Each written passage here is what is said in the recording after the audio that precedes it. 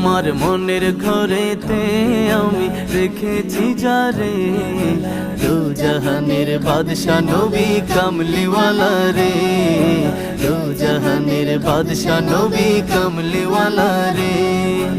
আদি পিতা আদম যখন মুসিবতে পড়ে, ওদের নবীর উসিলাতে আল্লাহ কবুল করে।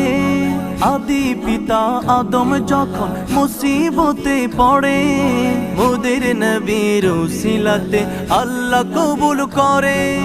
সাকারাতের বিছানাতে দেখা দিও রে, দু জাহানের বাদশা নবী কামলিওয়ালা রে, দু জাহানের বাদশা নবী কামলিওয়ালা রে।